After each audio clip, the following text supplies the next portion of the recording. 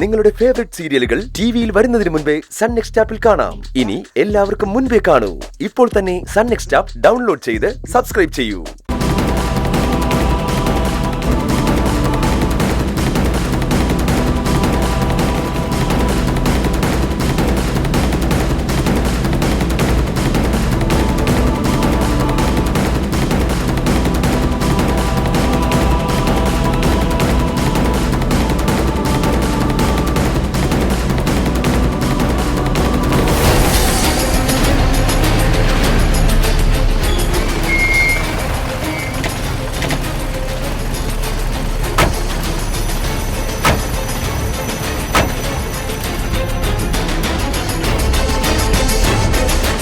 ആകാശല്ലേ? അതെ സാർ. എന്താ സാർ കാര്യം? ഏതോ ഒരുത്തൻ ചീഫ് എഞ്ചിനീയർ മാഡത്തെ ശല്യം ചെയ്യുന്നെന്ന് പറഞ്ഞ് മാഡം എപ്പോൾ വിളിച്ചതേ ഉള്ളൂ. അങ്ങനെ ആരെയും ഇവിടെ കണ്ടില്ലല്ലോ സാർ. മാഡം പറഞ്ഞല്ലോ വീടിന്റെ പുറത്ത് ആളുണ്ടെന്ന്. ഇനി ആകാശ് വരുന്നതിന് മുമ്പ് മുങ്ങിക്കാണുമോ? അറിയില്ല സാർ. എല്ലായിടും നോക്കിക്കോണം. സംശയം തോന്നിയാൽ പൊക്കിക്കോ. ഇനി എന്നെ ഉദ്ദേശിച്ചാണോ ശ്രേയ കംപ്ലൈന്റ് കൊടുത്തത്? അത്രയും എന്നോട് വെറുപ്പാണോ ശ്രേയ?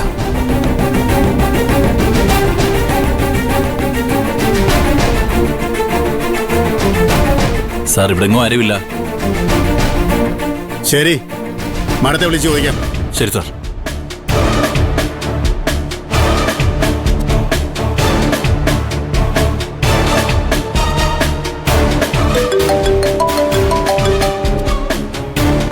Hello sir. മാഡം, മാഡത്തിന്റെ ഗസ്റ്റ് ഹൗസിന്റെ മുന്നിലുണ്ട് ഞങ്ങള്.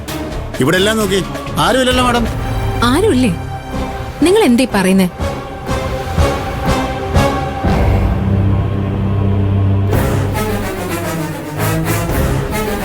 സർ, നിങ്ങളുടെ കൂടെ നിൽക്കുന്നുണ്ടല്ലോ അയാള്. അസിസ്റ്റന്റ് എഞ്ചിനീയർ ആകാശ് ഇല്ലാതെ വേറെ ആരുമില്ലല്ലോ മാഡം ഇവിടെ. ഞാൻ കംപ്ലൈന്റ് തന്നതും അയാളുടെ പേരില.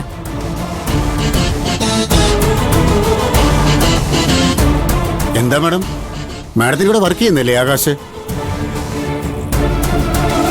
കൂടെ വർക്ക് ചെയ്യുന്നെന്ന് വെച്ച് ഞാൻ താമസിക്കുന്നിടത്ത് വെച്ച് എന്നെ ശല്യം ചെയ്താ ഞാൻ എന്ത് ചെയ്യണം സർ? ഞാൻ അയാളോട് ചോദിക്കാം മാഡം. നിങ്ങൾ വേറെ ഒന്നും ചോദിക്കണ്ട. എന്ത് കാര്യമുണ്ടെങ്കിലും ഒഫീഷ്യലായിട്ട് ഓഫീസിൽ വന്ന് സംസാരിക്കാൻ പറ. ഞാനിവിടെ തനിച്ചാ താമസിക്കുന്നത്. എനിക്കെന്റെ സേഫ്റ്റി നോക്കണ്ടേ സർ? ശരി മാഡം, ഞാൻ പറയാം.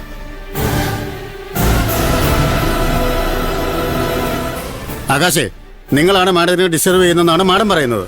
ഞാൻ ഡിസ്റ്റർബ് ചെയ്തില്ല സർ. പിന്നെന്തിനാ നിങ്ങൾക്കെതിരെ കംപ്ലൈന്റ് ചെയ്തിരിക്കുന്നത്? ഇപ്പൊ ഇവിടുന്ന് ആകാശ് പോവാൻ നോക്ക. സർ, എനിക്ക് മാഡത്തോട് കുറച്ച് കാര്യങ്ങൾ സംസാരിക്കാനുണ്ട്. എന്തായാലും ഓഫീസിൽ ചെന്ന് സംസാരിക്കാനാണ് മാഡം പറഞ്ഞിരിക്കുന്നത്. ആകാശ് ഇപ്പം പോ, ഇല്ലെങ്കിൽ ഞങ്ങൾക്ക് ആകാശിനെ അറസ്റ്റ് ചെയ്യേണ്ടി വരും. ഞാൻ പോവാം സർ. പോ.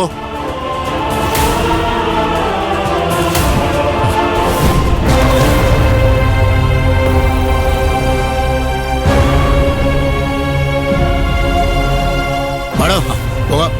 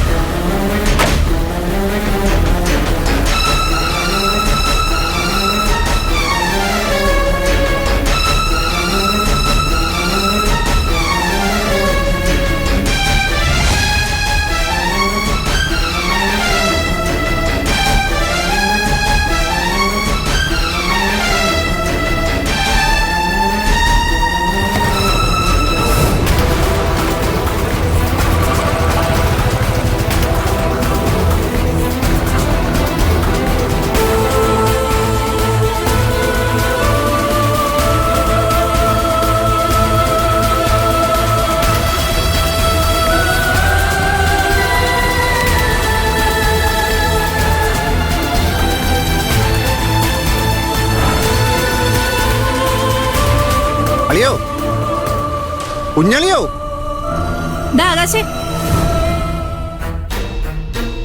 നീ രമേശ് ചേട്ടൻ വിളിച്ചത് കേട്ടില്ലേ? നീ എന്താ കേക്കാത്ത പോലെ പോകുന്നേ? ഇതിന് മാത്രം എന്താ ആലോചിക്കാനുള്ളേ?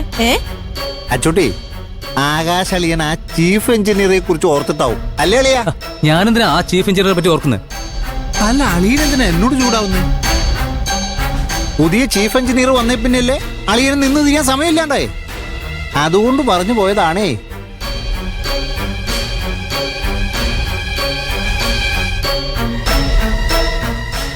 മോനെ, രമേശൻ ചീഫ് എഞ്ചിനീയറുടെ കാര്യം പറഞ്ഞപ്പോഴാ ഓർത്തത്. നീ പഠിക്കാൻ പോയപ്പോ ഞാനൊരു മോതിരം തന്നില്ലേ, അതെവിടെ?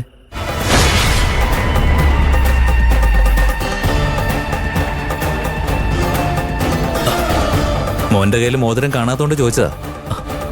അതച്ചാ, ആ മോതിരം എനിക്ക് കുറച്ച് ലൂസായിരുന്നു. ഞാനത് അലമാരയിൽ സേഫായിട്ട് വെച്ചിട്ടുണ്ട്. മോതിരം അങ്ങനെ ഒന്ന് മാറ്റി വെക്കണ്ട, വേറെ ഏതെങ്കിലും വിരലിട്ട് നോക്ക്. ശരി അച്ഛാ, ഞാൻ നോക്കാം.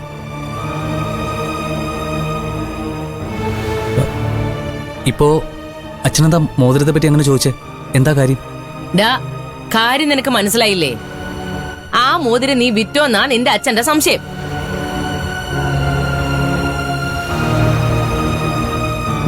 നിന്നെ പറ്റി ഓരോന്ന് പറഞ്ഞു കൊടുക്കാൻ ഇവിടെ കേറി വന്നിട്ടുണ്ടല്ലോ ഒരെണ്ണം. അവള് കാരണമായിരിക്കും.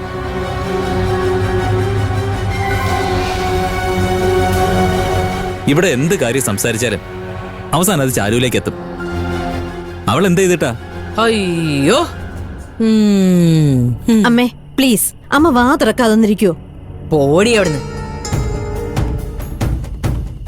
ഇവിടെ പറഞ്ഞതുപോലെ വിറ്റോ എന്ന സംശയം കൊണ്ടൊന്നും അല്ല.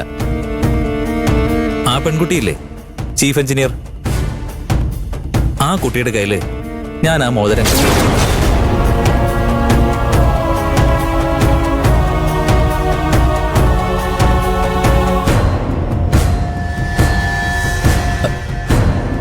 അച്ഛാ, അത് ആ മോതിരം അല്ല, അതുപോലത്തെ വേറെ മോതിരമായിരിക്കും. അതെ, ഞാൻ ആ കുട്ടിയോട് അത് ചോദിച്ചു. എന്നിട്ട് മേഡം എന്തു പറഞ്ഞു? അത് ആ കുട്ടിയുടെ മുത്തശ്ശനോ മറ്റോ കൊടുത്തതാണ്.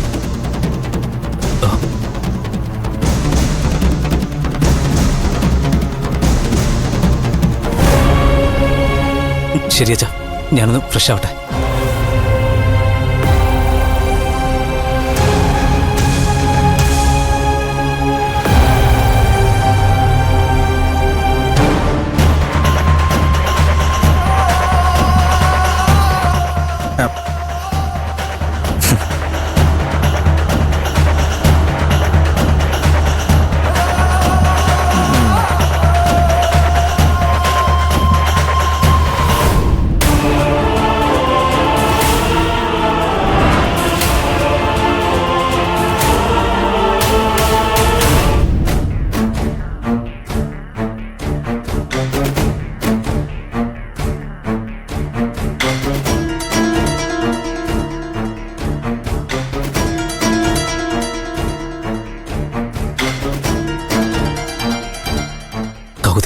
സോറി, എനിക്ക് വണ്ടി കൊണ്ടുവരാൻ പറ്റിയില്ല.